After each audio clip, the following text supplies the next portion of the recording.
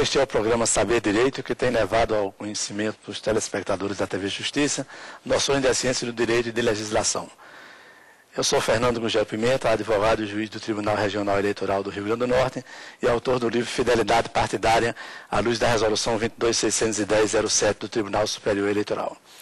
O tema do nosso curso é a fidelidade partidária, já tendo sido desenvolvido através das duas aulas anteriores, quando falamos sobre a história dos partidos políticos, a sua criação, não só no Brasil como no restante do mundo, a sua razão de ser, a conveniência de os partidos representarem os interesses da população, sendo um elo de ligação entre o povo e os poderes. Falamos também sobre o conceito de fidelidade partidária, dizendo como esse conceito e a resolução do TSE, que definiu que o mandato não pertence ao candidato eleito, mas pertence ao partido pelo qual ele foi eleito, como isso tem sido uma matéria polêmica, complexa, motivo de muitas discussões, de muitas opiniões divergentes. E falamos também sobre a representação popular no Brasil, que tem se apresentado sobre dois aspectos, um aspecto teórico e um aspecto prático. Quanto à teoria, a questão de que o voto é no partido, teoricamente, e na prática parece que o eleitor, em sua maioria, vota na pessoa. Há uma fulanização na hora do voto, votando no candidato e não propriamente no partido. Embora, como frisamos também quando da explicação, na prática, a teoria é que realmente o voto vai para o partido. Porque quando do cálculo do quociente partidário e do quociente eleitoral, os votos vão para o partido, havendo inclusive a possibilidade de pessoas que individualmente tiveram mais votos do que outros serem eleitas e os outros que tiveram mais votos não serem eleitos, por causa do quociente partidário. Na aula 2, o tema foi o dilema da jurisdição constitucional do Brasil, quando se abordou a moderna função criadora do Supremo Tribunal Federal e a atividade normativa, praticamente legislativa, que tem sido desenvolvida pelo Tribunal Superior Eleitoral, quando, em várias ocasiões, decidiu sobre verticalização, decidiu sobre prazo para protocolar-se representações por condutas vedadas. Vimos as peculiaridades que a Justiça Eleitoral se apresenta, por exemplo, tendo funções de uma verdadeira agência eleitoral, um verdadeiro Ministério das Eleições, quando organiza as eleições em todo o país e o faz muito bem, quando desenvolve todo esse processo de eleições através da urna eletrônica, que é uma urna que garante o absoluto sigilo e a mais completa independência do voto do eleitor. E estamos dando seguimento ao nosso curso, agora com a aula 3, onde faz-se necessário conhecermos alguns conceitos básicos do direito eleitoral para finalmente podermos adentrar na questão da fidelidade partidária e na resposta que o TSE, o Tribunal Superior Eleitoral, proporcionou à consulta que ele foi formulada pelo partido DEM, antigo partido PFL, para dizer que o mandato pertence ao partido e não ao eleito. O direito eleitoral das duas conversas, das duas exposições que já tivemos aqui nas aulas anteriores, é um direito que se preocupa principalmente com a condução do processo de eleições. É o ramo do direito que trata de institutos relacionados com direitos políticos, da escolha dos candidatos, em todas as suas fases, e das instituições do Estado. Dedica-se ao estudo de normas e procedimentos que organizam e disciplinam o funcionamento do poder de sufrágio popular. É assim o direito eleitoral, um liame que une a eficácia social da República Democrática aos interesses da população. Vimos aqui que para que qualquer pessoa se candidate a um cargo eletivo, é necessário que pertença a um partido político. Falamos anteriormente na candidatura de Afonso Pena, que além dele ter sido votado, mais 99 outras pessoas foram votadas. Então, hoje, um dos primeiros conceitos que nós vamos ver aqui para continuar debatendo a questão da fidelidade partidária é que a legislação brasileira não permite candidatura avulsa. A candidatura avulsa é proibida e esse é um ponto que valoriza a existência do partido político. Se ninguém pode se candidatar de forma avulsa sem pertencer a um partido político, é porque o partido é realmente o caminho democrático apropriado para se chegar ao exercício de um cargo de representação popular. já falamos aqui também de alguns princípios que regem o direito eleitoral.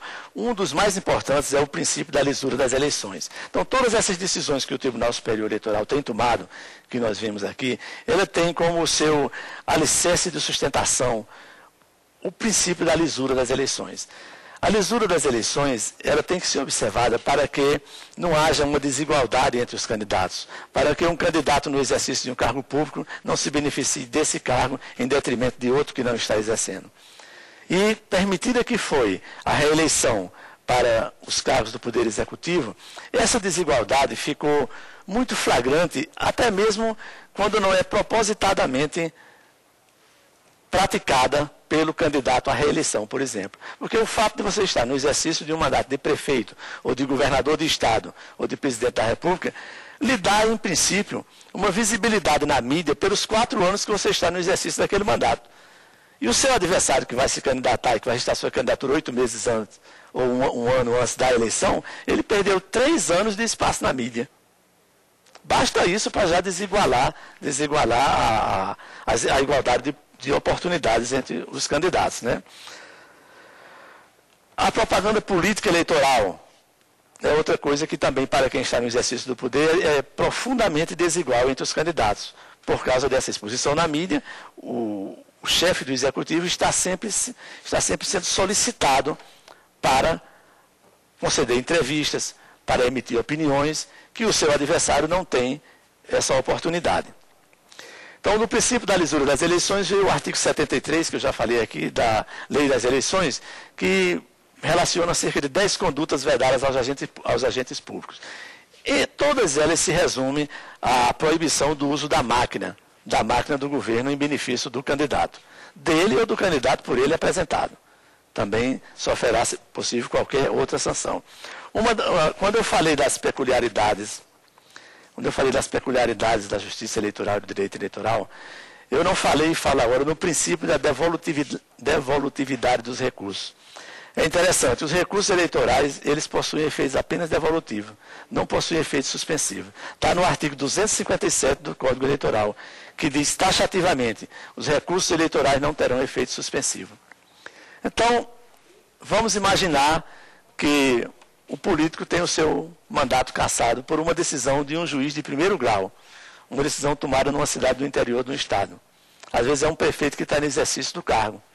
Então, essa decisão tem que ser imediatamente executada, independente de recurso para o Tribunal Regional Eleitoral, independente de recurso para o Tribunal Superior Eleitoral.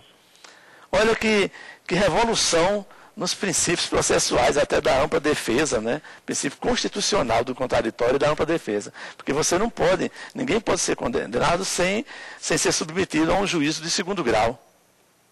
É um princípio constitucional. Mas no direito eleitoral, o artigo 257 diz que os recursos eleitorais não têm efeito suspensivo. Quer dizer, devem ser imediatamente executados. Outra peculiaridade importante da justiça eleitoral. Agora, isso por quê? Porque as decisões da justiça eleitoral, elas têm que ser todas céleres. Porque não se pode esperar 1 ano, 2 anos, 3 anos, 4 anos, até decidir uma questão, por exemplo, como compra de votos, que teria um significado de cassação de um mandato, porque quando você vai decidir isso, quando um tribunal vai decidir essa questão, finalmente, em última instância, daqui a 3 ou 4 anos, o mandato já se expirou. Então, ocorre o quê? A perda de objeto. Não haveria mais nenhum interesse processual e nem haveria nenhum interesse para a parte, porque não tinha mais o que punir. Era uma perda de objeto. Por isso que os recursos eleitorais não têm efeito suspensivo. É uma característica importante, marcante. Quem já estudou direito eleitoral aqui deve saber disso, né? E é realmente bem divergente dos princípios processuais de todas as outras áreas, né? Que você não pode sofrer nenhuma condenação até o trânsito em julgado da decisão.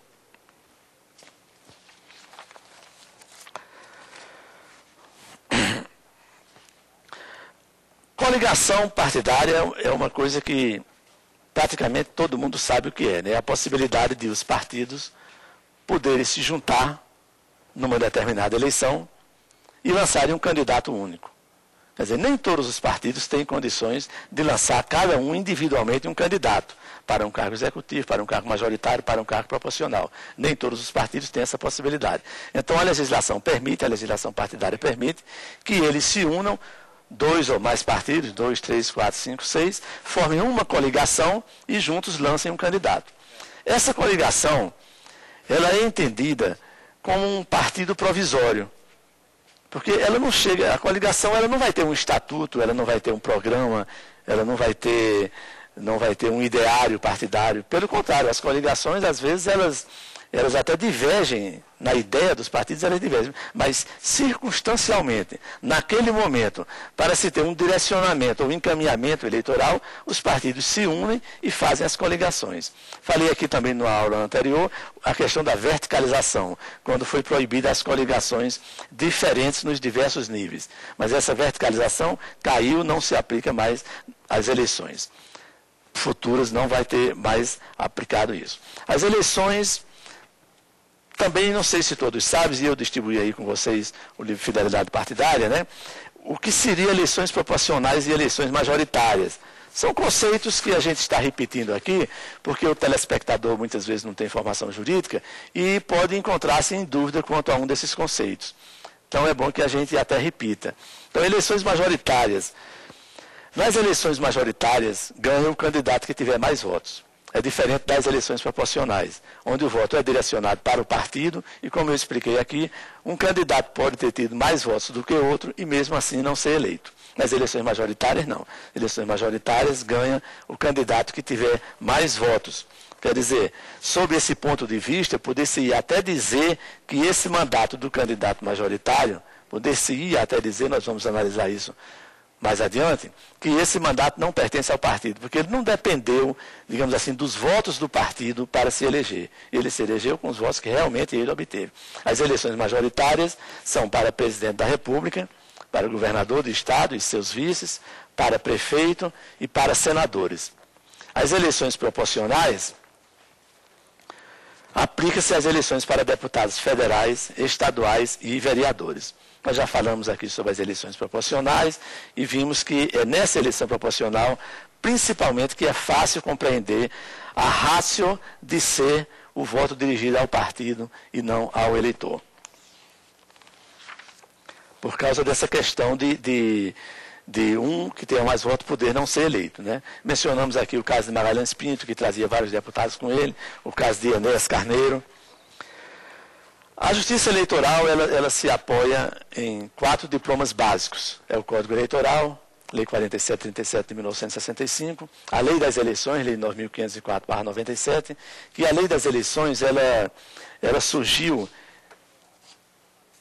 praticamente para contrabalançar o Instituto da Reeleição.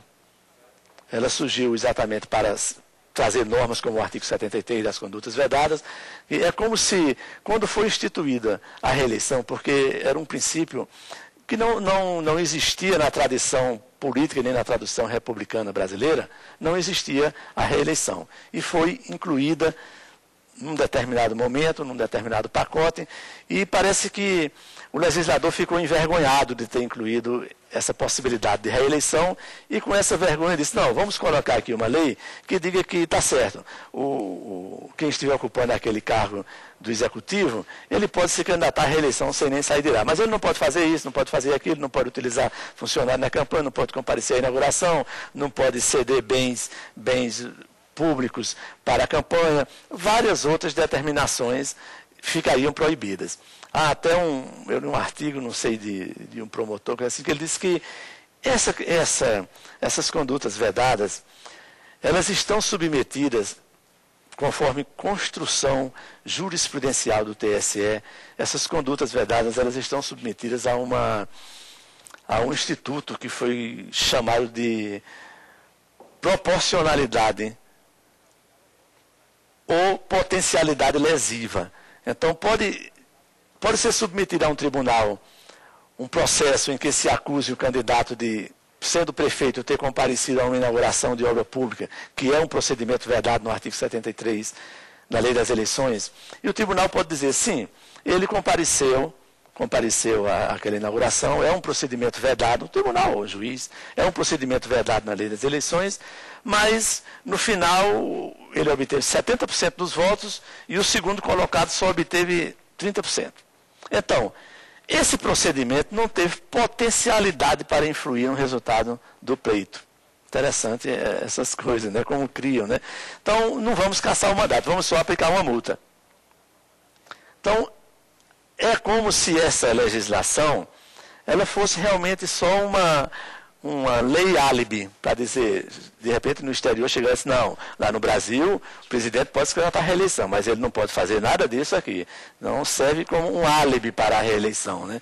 Mas na prática dificilmente tem um resultado efetivo, porque não vem essa questão da potencialidade lesiva e se diz que o procedimento não tem potencialidade lesiva para influir no resultado do pleito. Por esse motivo, pode perfeitamente ser penalizado com uma multa de 20 mil, ou 30 mil, ou 40 mil, e essas multas, inclusive, vão servir para compor o fundo partidário.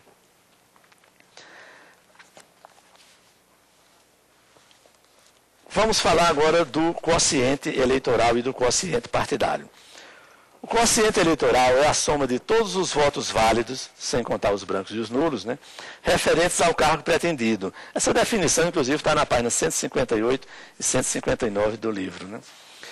Então, se o Estado tiver direito, por exemplo, a 10 deputados federais e a soma dos votos no Estado for de 100 mil votos, o quociente eleitoral é 10 mil. O quociente eleitoral naquele Estado para a Câmara dos Deputados é 10 mil. Então, o quociente eleitoral é quem determina o quociente partidário. No exemplo dado, o quociente partidário é de 10 mil para cada partido. Quer dizer, um partido que tiver 30 mil votos, ele vai ter 3 vagas na Câmara dos Deputados. Ele vai ter 3 vagas. Não importando que dessas 3 vagas, o primeiro colocado tenha 29 mil votos, o segundo tenha 500, o outro tenha 500. Mas por conta do quociente partidário, as vagas serão ocupadas por 3 membros do partido. Já falamos muito sobre isso, estou só definindo o quociente partidário, né? Sistema majoritário e sistema proporcional também foi definido. Podemos passar então, continuando com a análise da fidelidade partidária, para dizer que a fidelidade partidária é hoje um instituto com status constitucional. O artigo 17, parágrafo 1º da Constituição Federal, ele define o partido com status constitucional. É assegurada aos partidos políticos a autonomia para definir sua estrutura interna, organização e funcionamento e para adotar os critérios de escolha e o regime de suas coligações eleitorais, sem obrigatoriedade de vinculação entre as candidaturas em âmbito nacional, estadual, distrital ou municipal, caiu aí a verticalização, né? Devendo seus estatutos estabelecer normas de disciplina e fidelidade partidária. O que se vê no parágrafo 1º, artigo 17 da Constituição Federal? Se vê que a Constituição deixou aos partidos a possibilidade e a capacidade de estabelecer normas sobre disciplina e fidelidade partidária. Quer dizer, é como se a Constituição não tivesse pretendido estabelecer essas normas. E essa é uma das questões fundamentais da resolução do TSE. Porque se a Constituição deixou aos partidos a possibilidade de estabelecer essas normas de disciplina e fidelidade partidária, é como se tivesse dito, nos seus estatutos, façam essas disciplinas, e o que vocês fizerem está feito.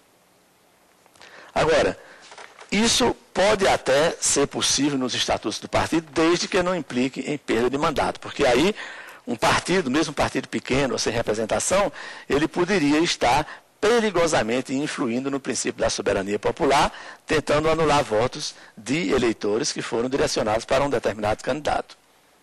Então, a fidelidade, ela pode ser punida, a infidelidade pode ser punida pelo partido, por exemplo, no âmbito da atuação parlamentar, retirando o parlamentar de comissões, quer dizer, diminuindo a sua participação dentro das atividades do partido, mas não cassando o seu mandato. A lei dos partidos políticos, no artigo 26 da lei 9.096/95, vamos ver aí também o artigo 26 da Lei 9.096/95, perde automaticamente a função ou cargo que exerça na respectiva Casa Legislativa, em virtude da proporção partidária, parlamentar quer deixar o partido sob cuja legenda tenha sido eleito. Você veja o seguinte, a Lei dos Partidos Políticos, no artigo 26, ela não diz que o parlamentar que deixar o partido perde o mandato. Diz que perde esses poderes de funções na Casa Legislativa, não pode estar participando de comissões, claro, se ele deixou o partido, não vai participar de comissões do partido. Mas a lei dos partidos políticos, a Lei 9.096, ela não penaliza com a perda do mandato aquele seu filiado que, estando exercendo cargo eletivo, porventura venha a se desfiliar. A fidelidade partidária, ela existiu na Constituição brasileira com essa possibilidade de perda de mandato na emenda número 1 de 1969, está expressamente na Constituição de 1969, na emenda número 1, descrita e prevista a possibilidade de perda de mandato por troca de partido. Agora, é preciso que a gente veja que quando esse dispositivo foi inserido na emenda constitucional número 1 de 1969, não tinha o objetivo de prestigiar, os partidos políticos, nem tinha o objetivo de garantir a representação popular através dos partidos. O que aconteceu foi o seguinte, nessa época, em 1969, havia os dois partidos, a Arena e o MDB. E teve um deputado Márcio Moreira Alves, ele fez um pronunciamento concitando a população a não comparecer às festividades do 7 de setembro. Porque atacou o governo e tudo, e disse que não tinha nada a comemorar, e concitou a população a não comparecer. Fez um pronunciamento na Câmara, né? Então o governo pediu licença que estava na Constituição, não, ele não podia processar um deputado sem licença da Câmara, né? Pediu licença e era de se esperar que a licença fosse concedida porque a Arena era um partido francamente majoritário. Entretanto, quando foi aberto o processo de pedido de licença, quando foi nomeado um relator para o processo, a conclusão final não foi a esperada pelo governo. O relator do processo, então o deputado Djalma Marinho, ele deu um parecer que foi acompanhado pela maioria da Câmara, negando a permissão para se processar o deputado. E ainda terminou o seu parecer citando Caldeirão de la Barca e dizendo: ao meu rei tudo, menos a honra. Então isso foi um episódio na época muito comentado e muito divulgado, e que teve por parte do governo, que era um governo de força, um resultado drástico. Ele simplesmente fechou a Câmara e mandou todos os deputados para casa e ainda emitiu atos institucionais e cassou o deputado Márcio Moreira Alves. E instituiu, então, na emenda número 1 de 1969, esse preceito de cassação do mandato por infidelidade partidária. Que no caso aí, a infidelidade que o governo dizia, era não seguir a orientação dada pelo partido. Não era nem ter saído do partido, não. Ele não estava seguindo a orientação dada pelo partido e, por essa razão, poderia perder o mandato. Então, existiu na emenda número 1 de 1969 essa possibilidade prática na legislação brasileira de perda de mandato por infidelidade partidária. Agora, uma emenda de 1985 retirou, cancelou isso aí e tudo voltou ao que era, né? Na Constituição atual, nós temos esse artigo 17, parágrafo 1º, que já foi lido ainda há pouco, e que deixa aos partidos a possibilidade de emitir normas de disciplina partidária. Quer dizer, passa a ser uma questão interna corporis do cada partido político estabelecer tais normas.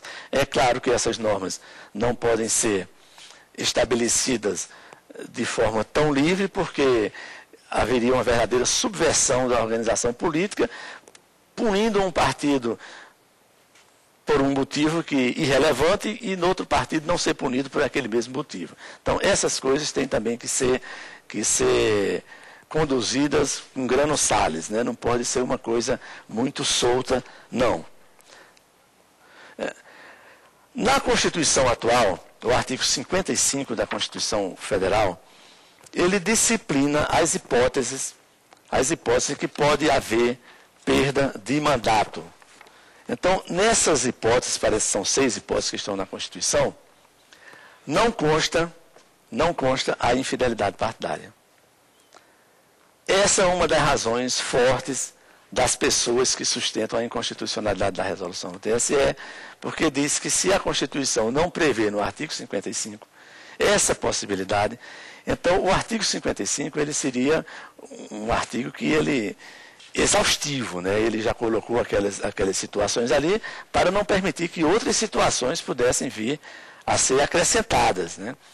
Aquilo ali já é uma relação completa das hipóteses de perda de mandato que estão na Constituição.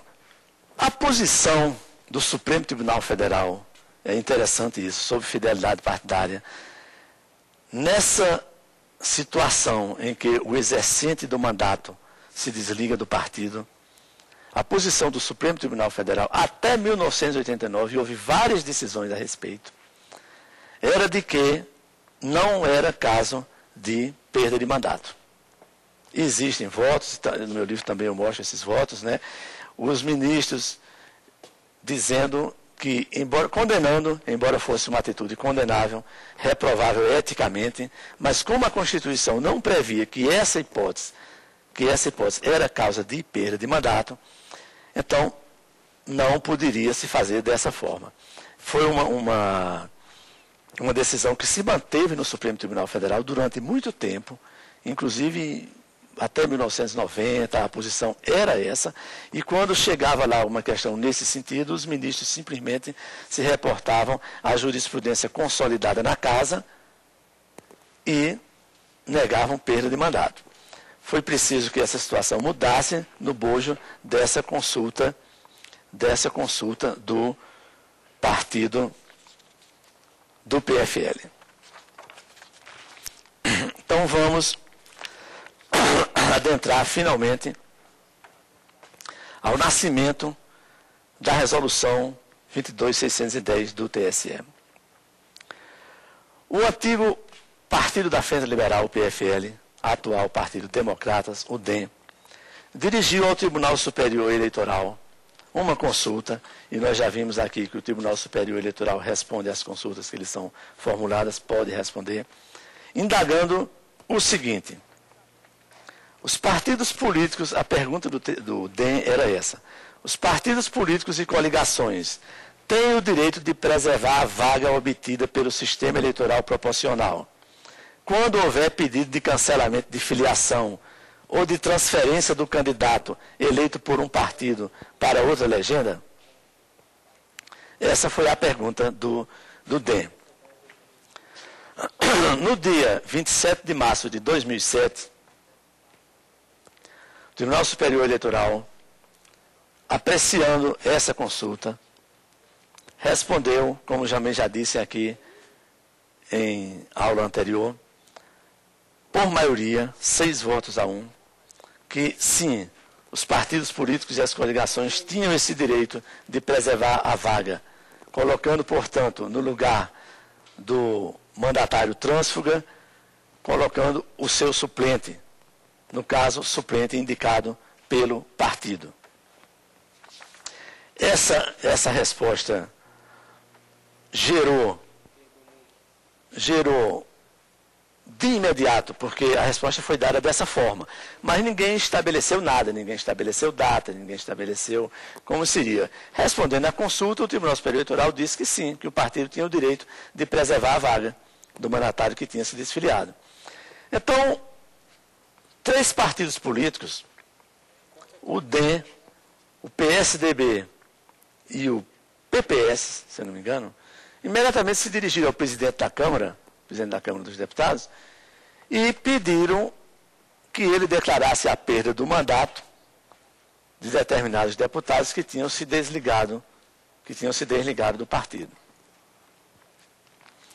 O presidente da Câmara dos Deputados mandou ouvir a sua assessoria, pediu pareceres daqui e dacolá e acabou negando, dizendo que não, que aquela decisão do TSE não dizia exatamente isso, e ele, presidente da Câmara dos Deputados, negou-se a moto próprio, com base só na resolução, com base só na resposta a essa consulta, ele negou-se a decretar a perda de mandato dos deputados que tinham sido infiéis. Os partidos, então, que pediram ao presidente da Câmara a decretação dessa perda desse mandato, eles dirigiram mandados de segurança ao Supremo Tribunal Federal contra o presidente da Câmara dos Deputados, que estaria, dessa forma, descumprindo o que foi decidido pelo Tribunal Superior Eleitoral. Esses mandados de segurança foram ajuizados e receberam os números 26.602, 26.603 e 26.604. Foram distribuídos aos seus respectivos relatores. A resposta do TSE foi no dia 27 de março de 2007.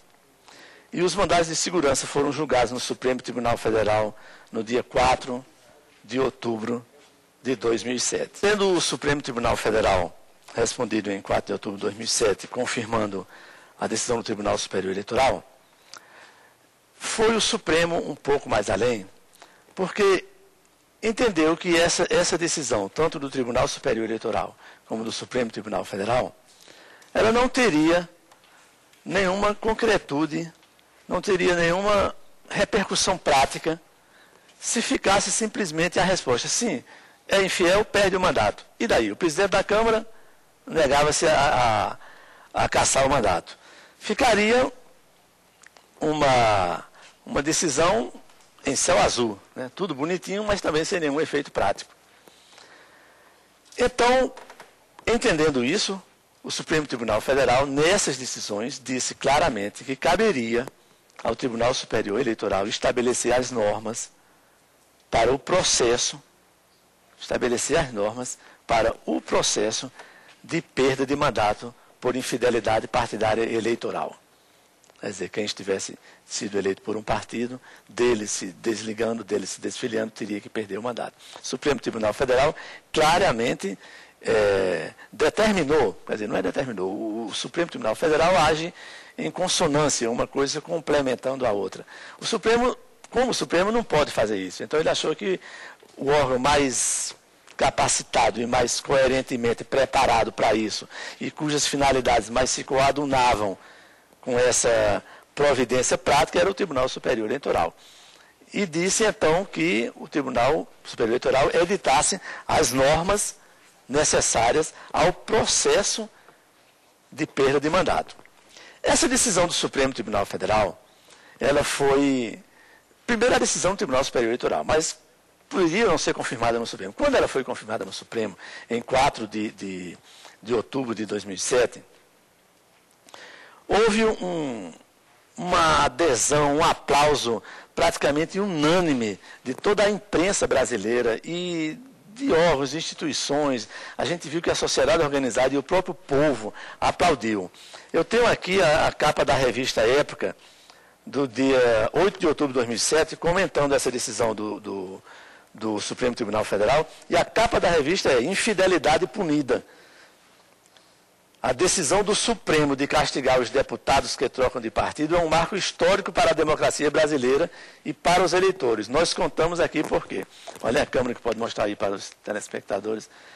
Quer dizer, foi uma reportagem de capa da revista Época, com uma adesão total, quer dizer, apoiando plenamente o que o Supremo tinha decidido, porque a questão da troca de partidos é uma coisa que depõe contra a seriedade do exercício do mandato eletivo. É uma coisa muito, digamos assim, muito ruim para o costume eleitoral e o costume partidário, né?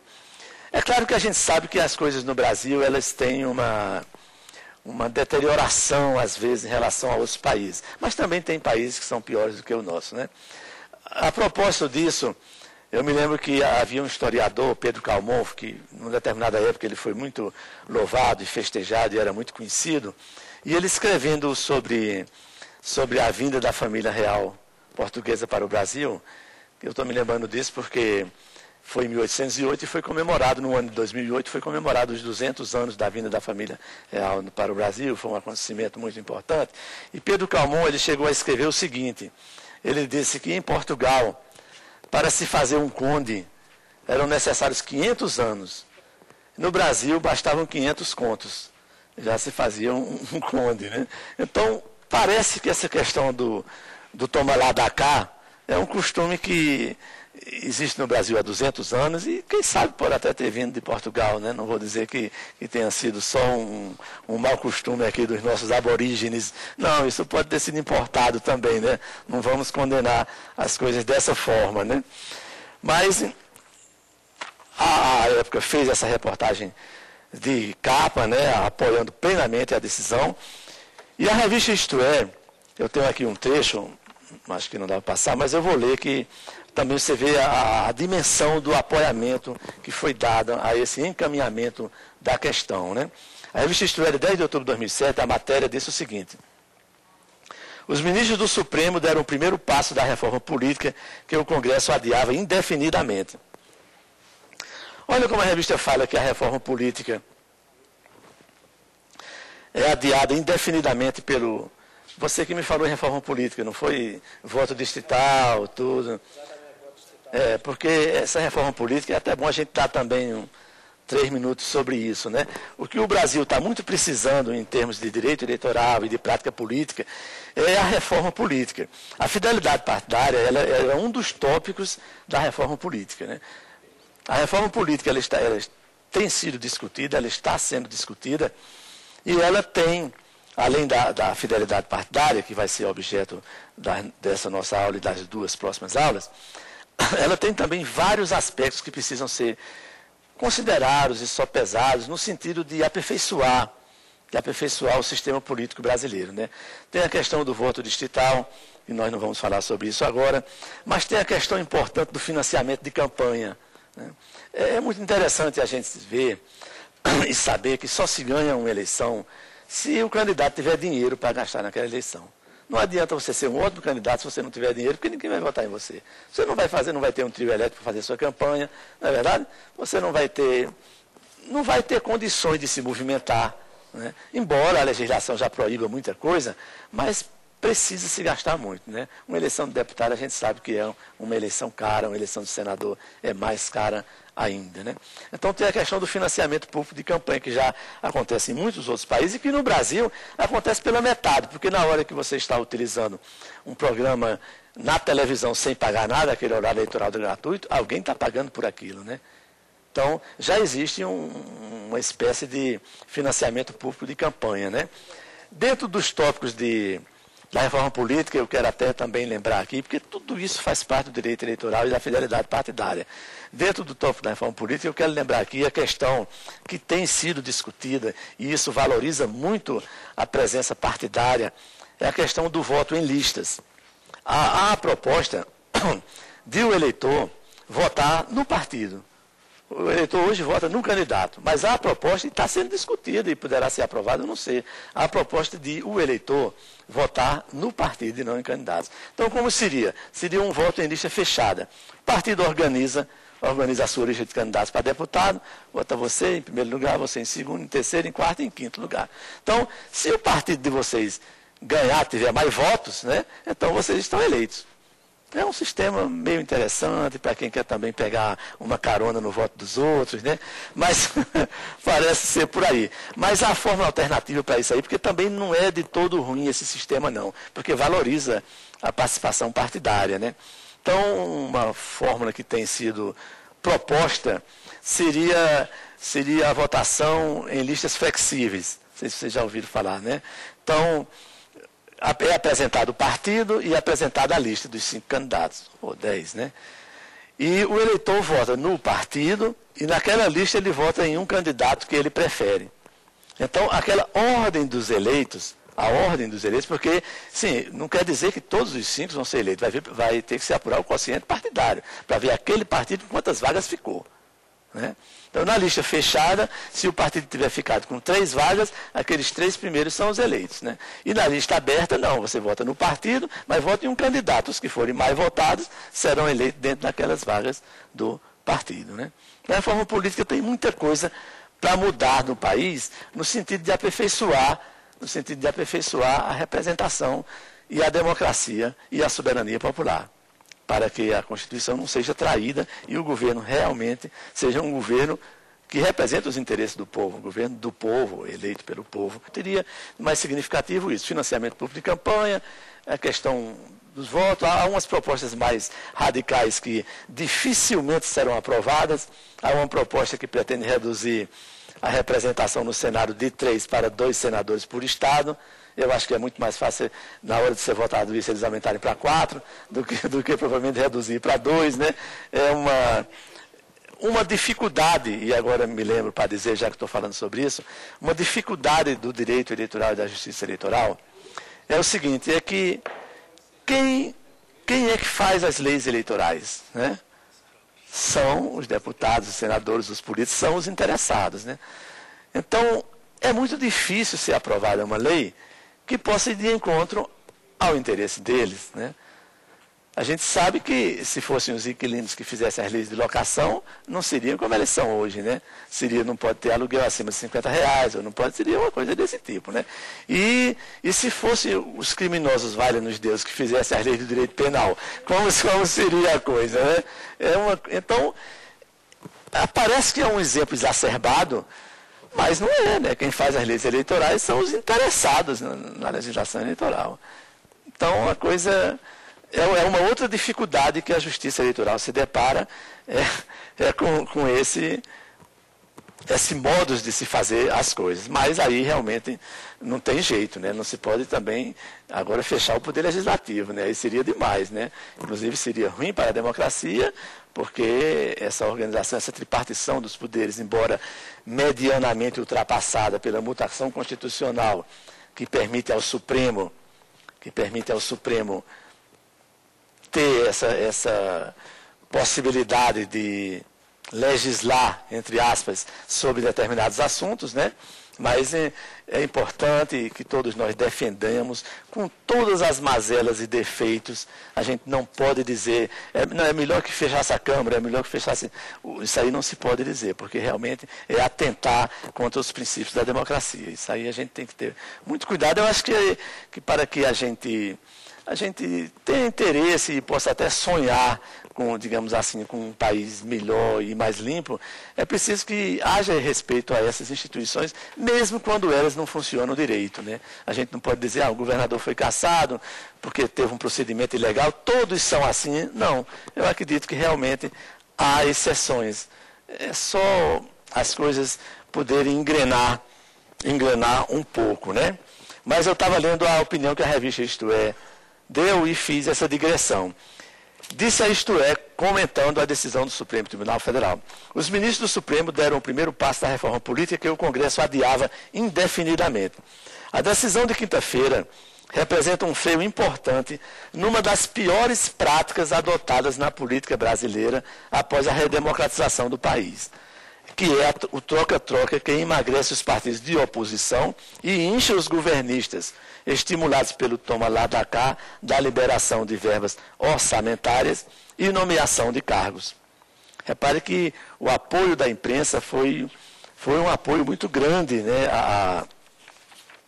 a essa decisão do TSE, porque realmente é uma decisão que importa um caráter moralizador de inegável alcance social e de aperfeiçoamento democrático. Professor, aproveitando o seu último comentário, eu faria uma pergunta não para o professor nem para o advogado, mas para o magistrado. Não seria mais importante, mais interessante para o povo brasileiro que a representação fosse feita por categorias profissionais, econômicas e sociais e não por partidos políticos? Essa questão aí é uma questão discutível pelo seguinte, porque tem aquela questão de querer se transformar o país numa república sindical, digamos assim, né? Se a representação fosse dada por setores, né? E como a representação ela é popular e a gama maior da população nem sempre está adstrita a essa questão de república sindicalista é perigosa também, sabe? Isso foi o que aconteceu no fascismo, começou por aí, sabe? Repúblicas sindicalistas, segmentos sociais tais e quais. Eu acho mesmo como opinião, eu acho que teria que ser mais ou menos como está, com aperfeiçoamentos, né? Tudo seria melhor se houvesse um efetivo combate à corrupção, porque a corrupção é uma coisa muito enraizada na sociedade brasileira. E não é só aqui não, a gente viu que nos Estados Unidos, eu sei que faz muito tempo, um presidente da República, Nixon, teve que renunciar por questões de corrupção, né?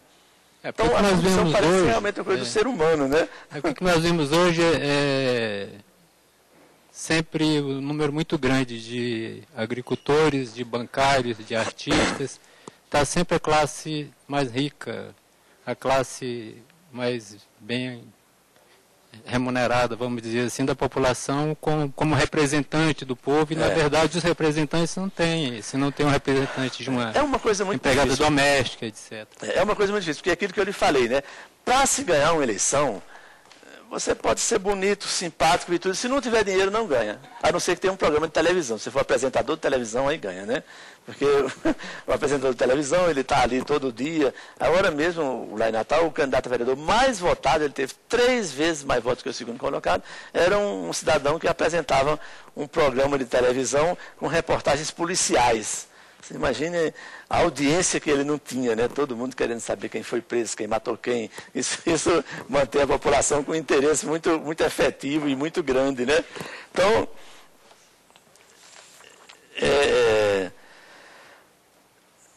e a República Sindicalista que a gente estava falando, eu acho que realmente é um perigo. Era melhor a gente tentar outras formas de aperfeiçoamento.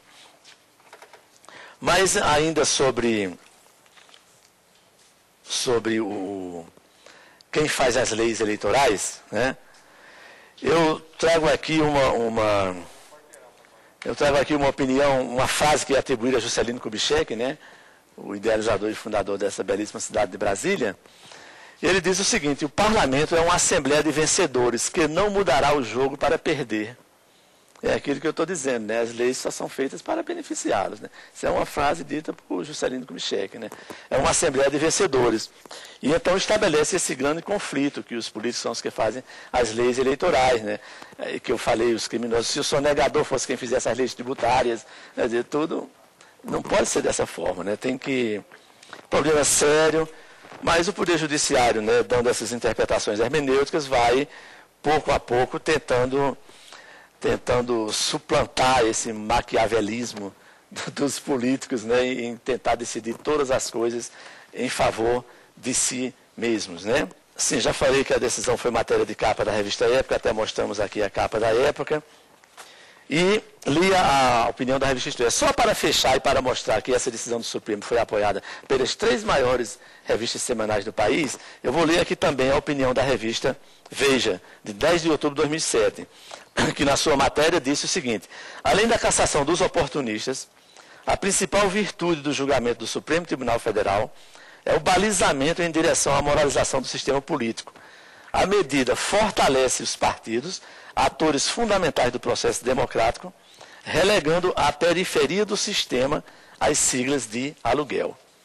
Então, é importante saber, porque a imprensa, os jornalistas, eles têm opinião própria, mas eles procuram quase sempre refletir, como uma caixa de ressonância do que pensa a população, né? Então, não foi feito nenhum plebiscito para dizer se aprovava ou não essa medida, mas esse apoio maciço dos vários segmentos sociais, eu acho que, e um apoio maciço da imprensa, tem um jornalista que tem uma coluna no estado de São Paulo e publica, parece que mais em 15 ou em 20 jornais do país, inclusive no Diário de Natal, Gaudencio Torquato, que ele fez um artigo extenso, também apoiando completamente, embora tenha, lá para as tantas, apontado essa dissonância entre a vontade do eleitor, que vota muito mais na pessoa do que no partido, né? Isso é uma coisa que é apontada e que é verdadeira. Agora, como eu falei também aqui, ele pensa que está votando no candidato, porque na verdade está votando no partido, porque o sistema eleitoral privilegia o voto dele para o partido. No julgamento desses mandados de segurança, quando foram declaradas constitucionais as regras criadas pela Justiça Eleitoral, houve um voto divergente do ministro Eros Grau. E ele enfatizou, com muito conhecimento jurídico, muita precisão, ele é um homem autor de livros e altamente preparado, ele defendeu a inconstitucionalidade da resolução, dizendo que realmente várias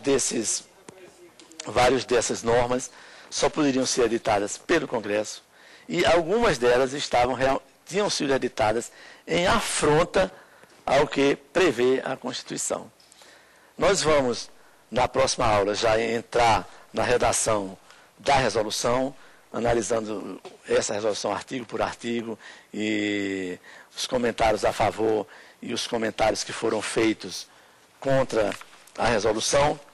Estamos já encerrando essa nossa terceira aula, relembrando que vimos aqui conceitos de direito eleitoral, como o que é que significa eleições majoritárias, o que é que significa eleições proporcionais, o que é o sistema majoritário de representação, o que é coligação, o que é candidatura avulsa. Examinamos tudo isso nessa nossa aula de hoje.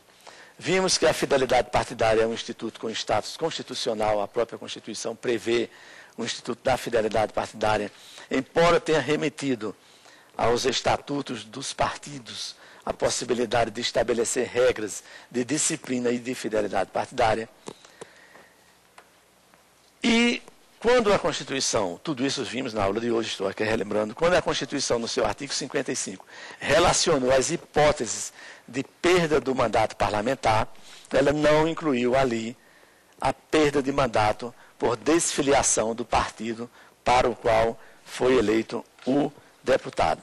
Lemos também artigos da Lei dos Partidos Políticos, que, falando também sobre fidelidade partidária e sobre a possibilidade de perda de mandato, fala tão somente nas regras estatutárias, sem poder ingressar, porque aí sim, jamais o estatuto de um partido poderia estabelecer regras de perda de mandato, aí sim não teria que o TSE estabeleça, porque é um tribunal superior encarregado de zelar pela lisura das eleições, encarregado de zelar sob o ponto de vista de eleições, da preservação do regime democrático, da preservação da soberania popular, que o TSE faça isso, é perfeitamente aceitável. Agora, que um estatuto de um partido viesse, seria nos 27 partidos que existem no Brasil, cada um poderia estabelecer diferentemente a hipótese de perda de mandato. Então seria uma verdadeira mixórdia, sairia daí um autêntico samba do crioulo doido. Ninguém ia entender o que